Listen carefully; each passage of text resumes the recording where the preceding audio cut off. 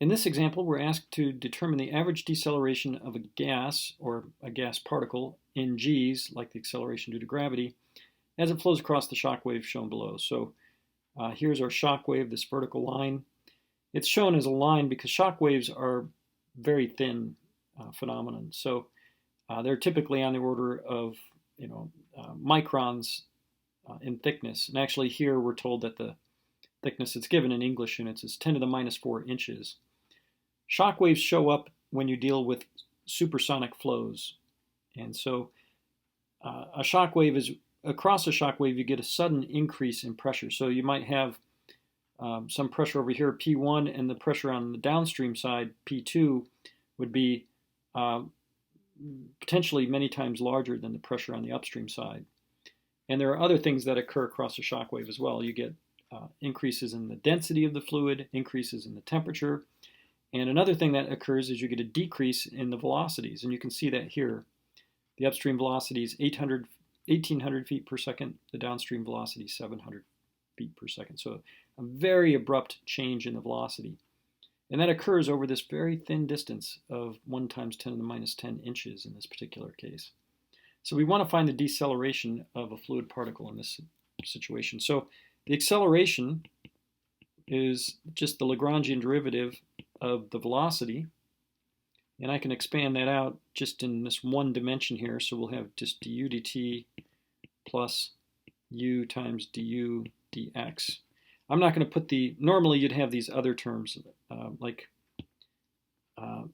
u sub y du dy plus u sub z du dz. They're not going to show up here just because I'm dealing with a one-dimensional flow. So this is all we have. Well, obviously the flow is steady in this particular case. Even though the velocity changes from here to here, it's a steady flow because it always looks like this. If I took a picture of this scenario right now and I compared it with a picture in 5 minutes from now, it looks exactly the same. So this term is 0. This is the Eulerian time derivative. And that's 0 because it's steady.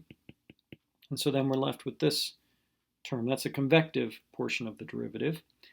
Now, we're not given a well-defined velocity to use across this shock wave. So there's 0 acceleration up here. There's 0 acceleration down here, and that's because the velocities are constant. The only place there's a deceleration is right along the shock wave. And inside there, the velocity is not well defined.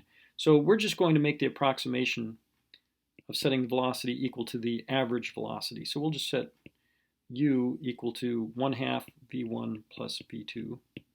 So we'll say that's approximately the average velocity. That's the velocity in the shock wave. It's just an approximation. And then the change in the velocity with respect to the x position is just the horizontal direction here. We'll just assume that it's a linear velocity profile through this shock wave. And so the change in the velocity would be v2 minus v1 over the distance L.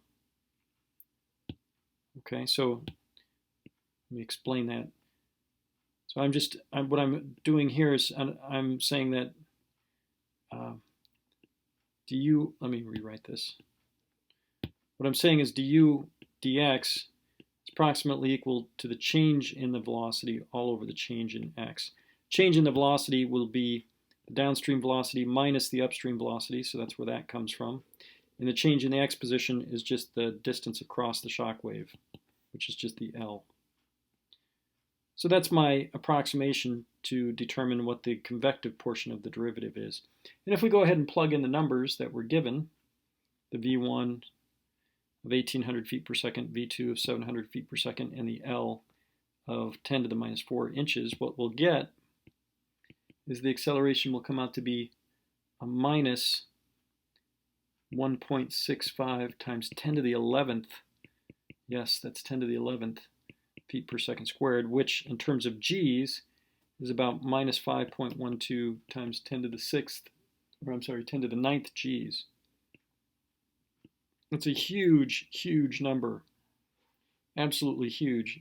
And it is true that fluid particles that go through shock waves here face tremendous decelerations It's like hitting a wall, even more so. You get very large decelerations as you go through here because it's primarily because the shock waves are so thin. The denominator here is a very small number. So you get really huge decelerations in this case. All right, so we'll go ahead and end it there. I just wanted to give you a little sample of a